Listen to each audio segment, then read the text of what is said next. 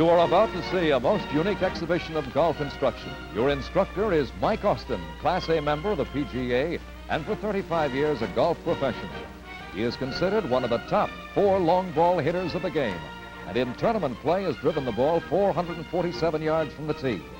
Mike Austin is an engineer, psychologist, kinesiologist, a trick shot artist, and probably the most advanced instructor in golf today. He's just returned from Japan and Hong Kong, where he conducted golf exhibitions and clinics. Over there, he was dubbed Ichiban Utsu, world's #1 hitter. You've been watching Mike's exceptional control in executing the golf swing in slow motion. Now, in just a moment, ladies and gentlemen, you will meet Mike Austin.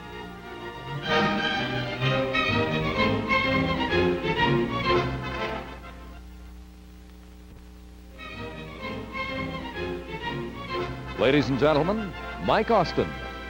Mike, what's the purpose of the costume you're wearing? To show the framework of the body and the movement of the joints to enable one to attain the positions necessary to get the best results from their golf swing. Let's start at the beginning and the proper way to address the ball. I stand in erect position to begin with and separate the heels about 12 inches and the toes about 15 inches. I then bend from the ball and socket joints of my hip about 30 degrees toward the ball.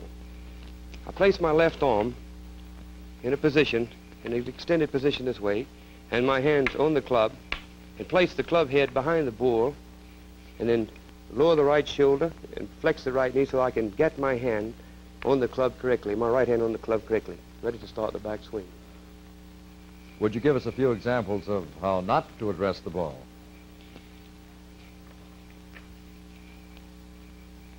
This is improper posture, sitting down and collapsing the vertebrae of the back, dropping all the upper torso down on the muscles of the stomach and intestines and so forth.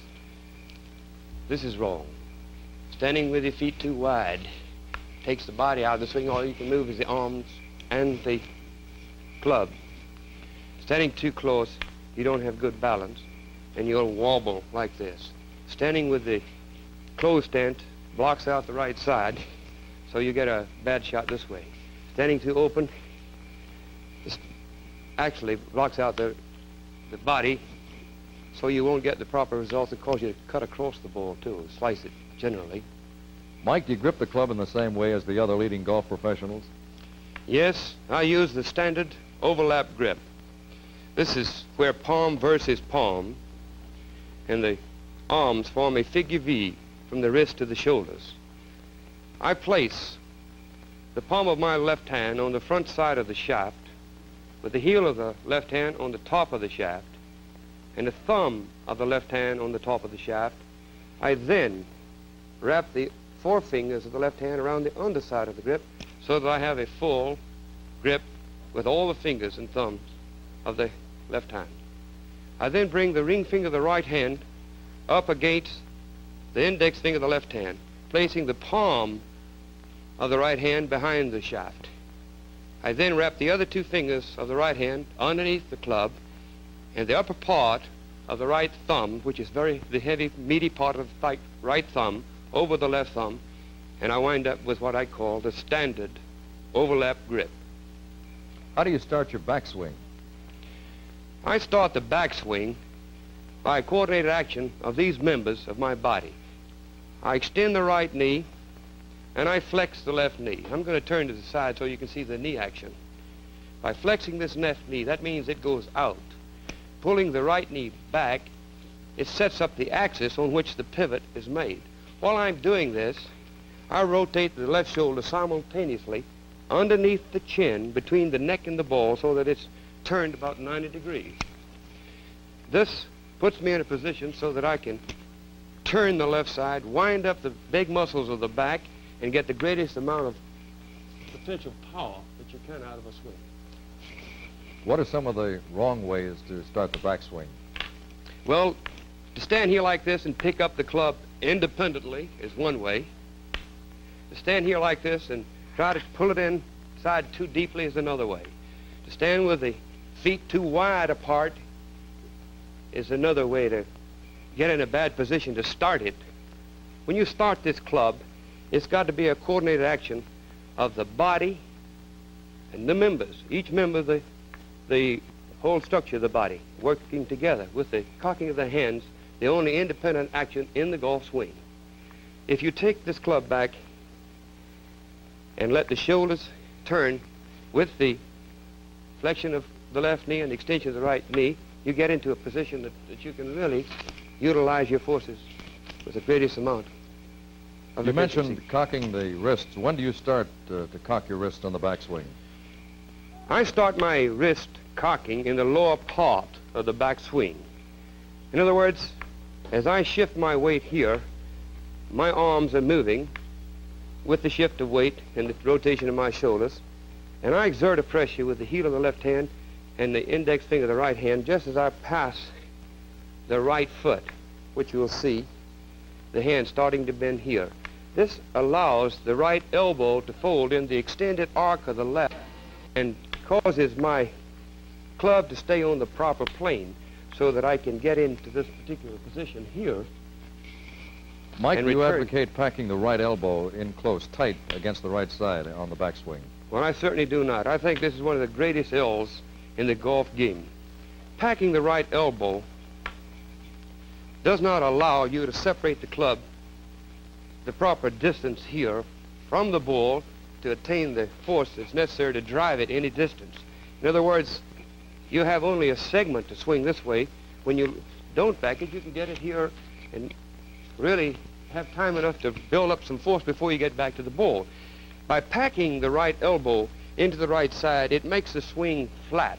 It also causes the left shoulder to rotate on the horizontal plane, throwing your head back off your center plane, which you must maintain to have consistency in a golf swing. If you start your swing with this packing the right arm, your first movement is pulling the club off of this track, off of the perimeter of your circle. I try to keep as far away from me throughout the swing as the point at which I address the ball. When I address the ball, if I took the hands and did this, and I got to the top, they're still the same distance away from me. I don't ever want them closer to me than when I address it. I'm that far away from the ball. So you can see the disadvantages in trying to pack the arm here. Rocks the shoulders, takes the club off of the perimeter of the circle. It gives you an unsteady head position, and by doing this, you cannot get the results that you desire. To sum up the backswing, could you show us on the skeleton the particular positions of each part of the body in each movement of the backswing? Well, by extending the right knee, I set up an axis so that I can pivot the left side in toward the ball on. By flexing it, the left knee, it enables the left side to swing. It's like a gate on this post, which would be the right leg. Now, when I get to the top of the backswing, you'll see that this right knee is flexed out like this. It gives me a big base to establish a balance with. Rotation of the shoulder into this position right here winds up the large muscles of the small of the back, so I can utilize those to create force with when I shift over to the left leg to start the downswing. If you maintain a steady position with the left arm like a figure 7, letting this be an axle about which this hub and this spoke rotates, you can time this thing correctly just by unfolding the things that folded on the backswing, you see.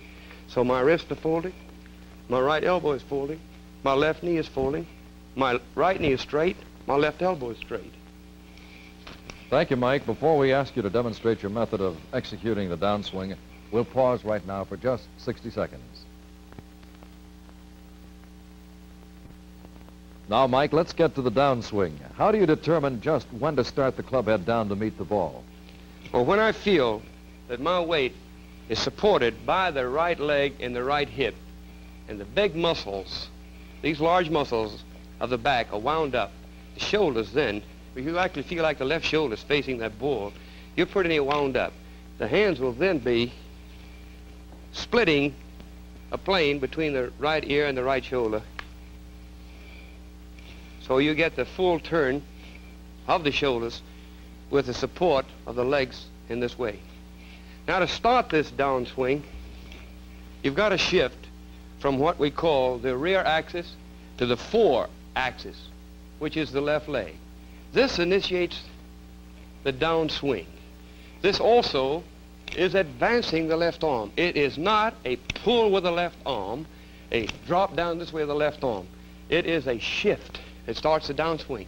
You shift to the left leg by extending the right ankle, flexing the right knee, stepping down on the left heel, drawing the left knee back into extension to set up the axis on which this pivot will be made in this manner.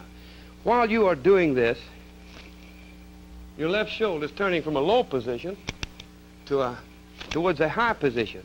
The right shoulder is turning from a high position to a low position on this transverse plane. That is the plane between the base of the neck and the ball. In other words, I don't want my shoulders to rock. And if you do it in this manner that I'm prescribing right here, your shoulders will operate like a wheel on an axle. Now watch this action here. I start this downswing by trying to raise my right heel, which forces my left hip outward and my weight down upon my left heel. It also causes my right shoulder to start lowering and my left shoulder to start raising. This in turn is moving this spoke. In other words, I utilize the shoulder as a hub and the left arm as a spoke. And when I make the shift, the hub and the spoke is moving. Then it's very simple to put back what you took out. You took out on the backswing 90 degrees by cocking your hands and by folding your right arm. Those two things have got to be straightened out to return or put back what you took out on the on the backswing. So, as I shift, I'm advancing my left arm by the shift of the weight and the rotation of my shoulders. While I'm doing this, I'm going to try to activate the head by the utilization of my hands so that the club shaft and the club head will swing faster than the left arm, and I can catch the left arm by the time the left arm gets in line with the left shoulder and the ball. For comparison's sake, would you show us some of the wrong ways to start that downswing? If you're here, some of the books will tell you to turn your left hip. You turn your left hip, you drop your left shoulder, you go across the outside of your line, and you swing in, making an outside-in loop and slicing the ball, topping the ball, shanking the ball. That is one incorrect movement. The other, there are many incorrect movements, but I despise the turning of the left hip because it causes you to rotate and your weight shifts backwards like a person trying to pitch a ball to a catcher and step into second baseman. Your body motion actually neutralizes the hand motion. You have to step toward the catcher and pitch. But in the golf, it's an underhand pitch like this. So, when you take the club back and you try to pivot like this with the hips, you don't get your weight into the position that it would give you some advantages. Now, if you get at the top of the backswing like this, and you pull down with your arms, you're not traveling on the plane that the ball is on. The ball is out here, and if you move the arms down, you're traveling down the vertical instead of out the transverse where the ball is on, so you can't make contact with it. This would then cause you to have to rock your shoulders, actually hit the ball, and you go over the top of it. You roll over with your right shoulder, throw your head out of line, and you'll be out of balance. Will you show us the proper position of the body, shoulders, arms, hands, and legs at impact? Well, when you hit the ball, or when I get to the impact position, I am braced on my left leg, so I feel that I can support my entire body weight from the torso up on the head of the femur bone, which is this bone right here, as it enters the pelvic right here. And my right knee is bent in or flexed in between the left knee and the ball, and I feel like I'm striking this ball off of the side of the right leg and right hip with my arms not tucked into my body but extended. Mike, what causes your hands to uncock before impact? Well, when you move your weight forward like this, I take my left thumb and try to force it against the shaft, and also the upper part of my right thumb against the left, which causes the shaft to catch up with the left arm. But there's one motion that you've got to do in conjunction with this. While you make this motion, it's like you have a knife and you got the edge pointing right at this ball. You come down with the edge. Before you get there, you turn the broadside of this knife into the back of that ball, which is done by actually controlling these two bones in the forearm by the pronatus and the supinatus muscles. In other words, not only do we have to control the plane that we are working on, but also the blade. This blade actually stays square to the points of the compass through which it moves. If I stood here like this, say this is the North Pole and this is the South Pole, if I rotate it to the East Pole, my hand is facing back here, so it isn't anything like it was when I started. It's 90 degrees removed. Mike, do you attempt to delay the uncocking of the wrists and the hands on the downswing? I certainly do not. This is where I get the jump on almost anyone when I try to hit the ball. When I move my weight over here and my shoulders rotate in this manner, I give the club a throw so it will catch up. Your stimulus begins right here. Everything works as a unit with the hands trying to work faster than the arms so they can take up the slack that's in the bend of the wrist, or what we call the cock of the hand. Do your hands cross over on impact? They don't cross over at impact, they cross over after impact. They're square. They're right in line. Palm of the left hand on the front of the shaft, palm of the right hand on the back of the shaft. Face square to the intended line of flight. How and important... after the... Oh, excuse me. And after the crossover, after the hit, the right hand crosses over the left hand, then the elbows fold and dump it over your back. How important are the knees and elbows in hitting the ball? Well, it's through the utilization of the knees and the elbow that you can control your balance and the club head through the golf swing. Here's a $64 question for you, Mike. You've shown us that there are many thoughts and movements to coordinate in the golf swing. Do you consciously think of all of them when you hit the ball? Actually, a person should try swinging until they can swing without thinking of all the component parts. It's got to be a trained reflex action. In other words, like you walk, you don't think of all the component parts of your body to walk. You shouldn't think of all the component parts when you're playing golf. You must decide what club you're going to use, get up and make your measurements, draw back and swing it, the tempo that you determined before you made the swing. It's a case of practice, continued practice. Then. Must be. See, if you don't, you won't be able to do this in the manner. See, if you try to do it consciously, you slow down the reflexes. It's got to be done subconsciously. Do you feel that amateur golfers can improve their swing by watching a lesson of this kind? Definitely, for this reason. We learn through mental images. 87% of what you see, you can comprehend. What you hear, only get about 7%. You feel about 3%. Your taste and smell are 1.5 each. This is where you divide these senses up. So by hearing, through proper instructions from a good Class A member of the PGA, and by looking at his demonstrations, and you trying to emulate that, you can get through these positions like you should to hit it correctly. Have you ever heard the criticism made of golfers who read a book, then go out and try to play according to what they read, and their game is so messed up, they're frustrated?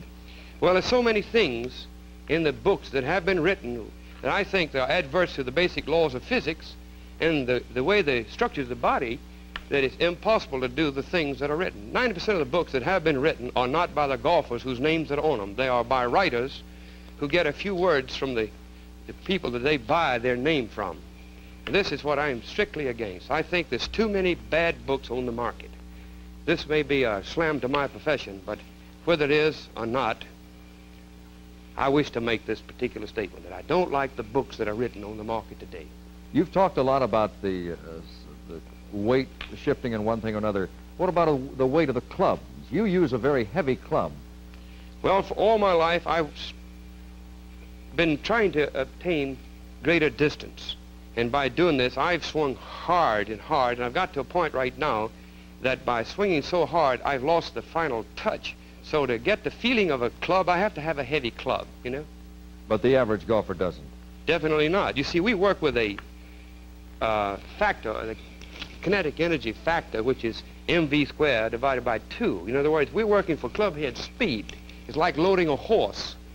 If you put too much weight on a horse, he loses the race. He may be the fastest runner in the race, but if he loads the weight on this horse, they lose the race. Good, Mike. You've given us some excellent lessons on the golf swing, and now in just a moment we'd like to have you show us on the golf course in this exclusive slow motion film that we have following this word. Now, Mike, we'll see the results of training and practice as we watch you apply your technique in actual play on the golf course in our exclusive slow-motion film. We'll ask you, if you will, to narrate the film. First is the swing with the wood. These pictures show a type of swing that will produce the greatest amount of potential power. This very large club head arc is a result of a full shoulder turn, extended left arm, and a little more transfer of weight than is necessary, which has forced my head to move to the right on the backswing.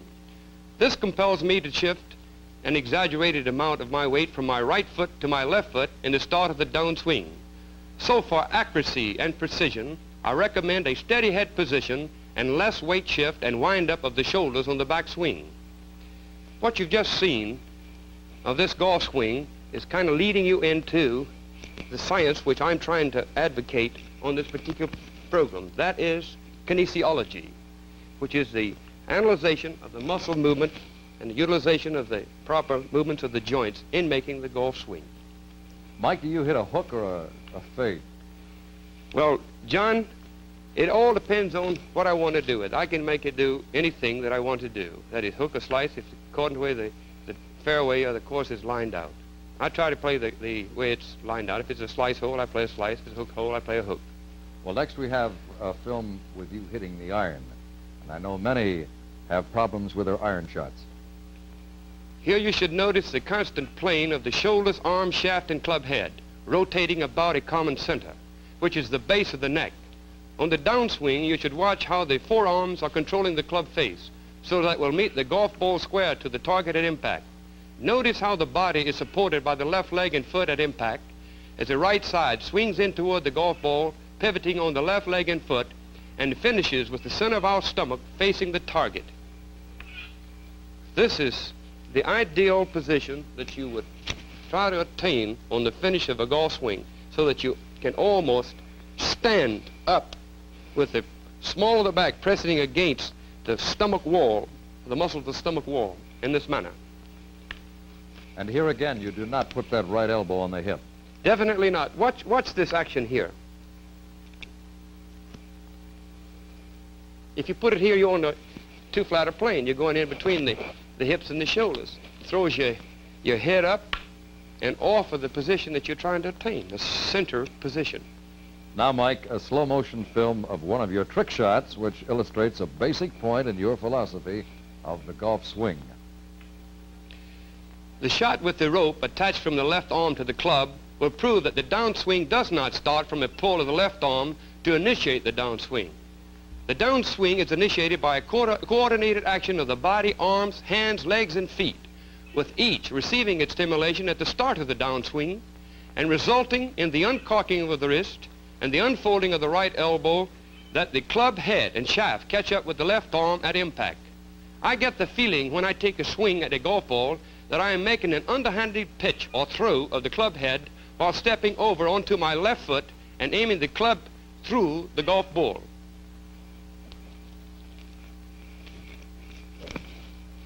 Exactly. Step and throw. Step and throw. Don't pull. Don't drop the left shoulder. Throw.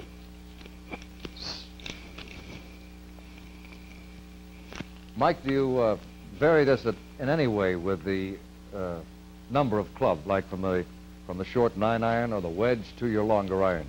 The only variance would be in the length of the club which you're using.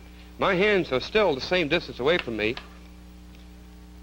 It doesn't change the action of the club itself. But you close your stance, don't you, for the shorter shots? Well, I would, yes. I'd move my right foot more in towards the center line, which actually closes up my position of the feet, you see. You have, or would you consider it an abnormally big backswing? Do you think it's abnormal? Well, actually, I have a little more because I'm trying for a little more than is necessary. You see, in getting this position that I'm getting, I wouldn't move off of the ball with my head if I would stop about here. But by trying to rotate my shoulders a little more than necessary to get a regular amount of distance, I get a slight movement of my head as I go back. This has caused me a little difficulty in direction.